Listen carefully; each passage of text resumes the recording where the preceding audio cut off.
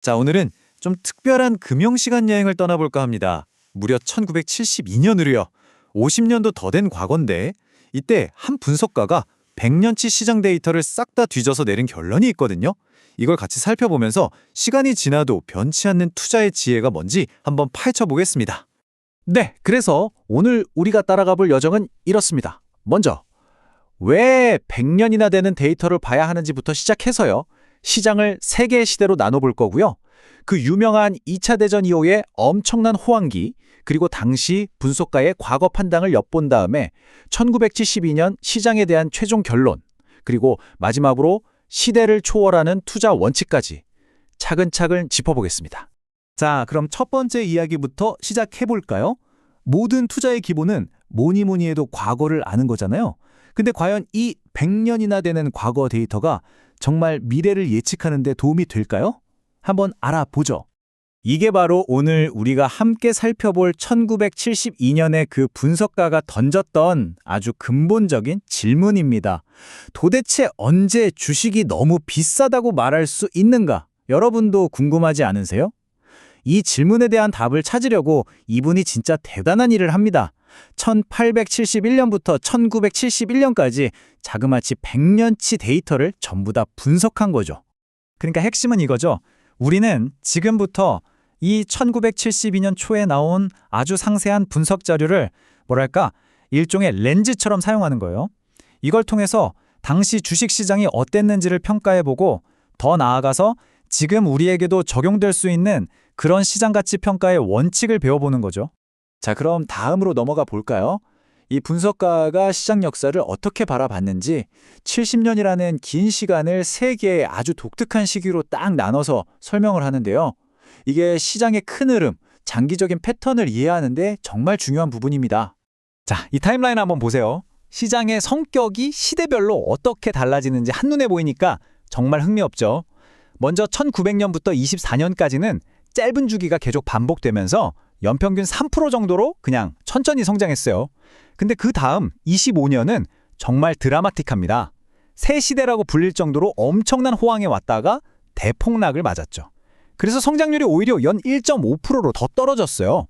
그리고 마지막 1949년부터 70년까지 정말 아이러니한 건 사람들이 주식에 거의 관심이 없던 바로 그 시기에 미국 역사상 가장 위대한 강세장이 시작됐다는 겁니다. 자, 이제 이 분석의 하이라이트라고 할 수 있는 시기로 들어가 보겠습니다. 바로 2차 세계대전이 끝나고 나서 시작된 정말 믿기지 않을 정도의 엄청난 강세장에 대한 이야기입니다. 이 숫자 좀 보세요. 무려 6배. 정말 엄청나지 않나요? 다우존스 지수가 1949년에 162였는데 1966년에는 995까지 올랐어요. 17년 만에 6배 이상이 뛴 거죠. 배당 빼고도 매년 11%씩 오른 셈이니까 이때 완전히 새로운 세대의 투자자들이 시장에 뛰어들게 됩니다. 하지만 우리 분석가는 바로 이 지점에서 아주 중요한 경고를 합니다. 이렇게 엄청난 성공이 사람들의 마음에 심리적인 부작용을 낳았다는 거예요. 야, 이 상승세는 영원할 거야 하는 아주 불합리하고 위험한 확신이 시장 전체에 퍼져나갔다는 거죠. 그리고 이 그래프가 바로 그 화려했던 파티가 끝난 뒤의 숙취, 그 후유증을 아주 잘 보여줍니다.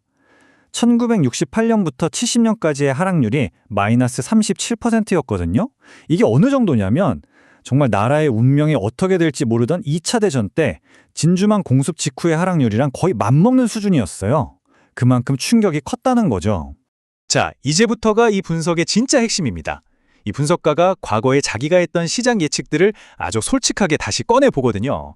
뭘 맞췄고 또 뭘 틀렸는지 겸허하게 돌아보는 과정인데 이걸 따라가다 보면 정말 많은 걸 배울 수 있습니다. 이 분석가가 이거 시장이 좀 과열된 것 같은데 라고 느꼈던 중요한 두 시점이 있어요. 바로 다우지수가 584였던 1959년 그리고 892까지 치솟았던 1964년입니다. 이 두 번의 판단을 한번 자세히 들여다보죠. 1959년에 다우지수가 사상 최고치를 딱 찍으니까 이 사람이 아주 강력한 경고를 날립니다. 한마디로 말해서 지금 시장은 위험합니다. 라고요. 자, 그럼 그 후에 어떻게 됐을까요? 이분의 경고가 조금 빠르긴 했어요. 시장은 1961년에 735까지 더 올랐거든요. 하지만 결국 그의 예측이 맞았습니다. 바로 다음 해인 1962년에 단 6개월 만에 다우지수가 27%나 폭락하는 패닉 장세가 왔어요.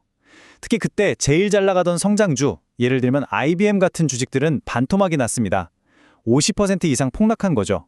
시간이 흘러서 1964년 다우지수가 900에 가까워지니까 그의 목소리는 더 단호해집니다. 아니, 지금 이 가격이 비싼 게 아니면 도대체 얼마나 더 올라야 비싸다고 할 수 있습니까? 이건 거의 비싼 시장의 기준이 뭐냐고 따져 묻는 수준이었죠. 자, 이렇게 과거의 경험까지 다 복귀한 분석가가 드디어 자신이 글을 쓰고 있는 바로 그 시점, 1972년 초의 시장에 대해서 최종 결론을 내립니다. 과연 어떤 평결을 내렸을지 함께 보시죠. 그의 결론은 바로 이 표에 담겨 있습니다. 시간에 따라서 시장의 핵심 지표들이 어떻게 변했는지 보여주는 거죠. 1948년부터 71년까지 S&P 500 지수나 PER이 어떻게 움직였는지도 중요하지만 그가 진짜 주목한 건 따로 있었어요. 바로 주식의 이익 수익률과 안전자산인 우량 채권 수익률 사이의 관계가 어떻게 변했는가, 바로 이겁니다. 네, 바로 이겁니다. 이 극명한 역전 현상이 핵심이에요. 보세요. 1948년에는 주식에서 기대할 수 있는 이익 수익률이 12%로 안전한 채권 수익률 2.8%보다 4배 이상 높았어요. 이러면 당연히 주식을 사야죠. 완전 헐값이니까요. 그런데 1972년이 되니까 상황이 180도 바뀝니다. 주식의 이익 수익률은 5.9%인데 채권 수익률은 7.6%예요. 안전한 채권이 주식보다 기대 수익률이 더 높아진 그런 상황이 된 겁니다. 여기서 이익 수익률이라는 개념이 좀 낯설 수도 있는데요.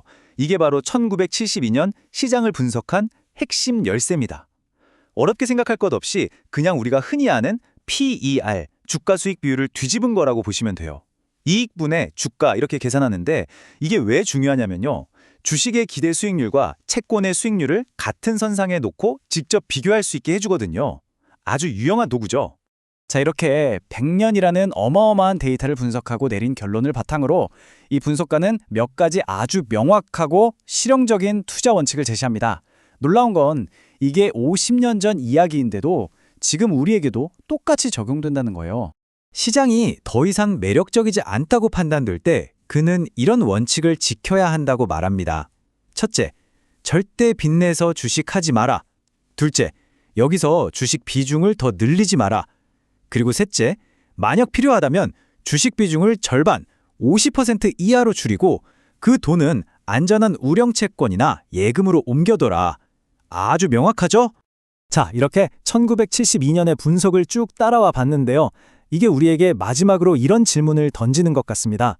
1972년과는 세상이 완전히 달라졌잖아요. 그 이후로도 50년이 넘는 시간 동안 수많은 호황과 불황을 겪었고요. 그런데 과연 신중함과 가치평가라는 이 단순하고 오래된 원칙이 지금도 통할까요? 여러분은 어떻게 생각하세요? 어쩌면 시장의 겉모습은 계속 변해도 투자에 있어서 위험과 보상의 본질은 전혀 변하지 않은 것일지도 모르겠습니다.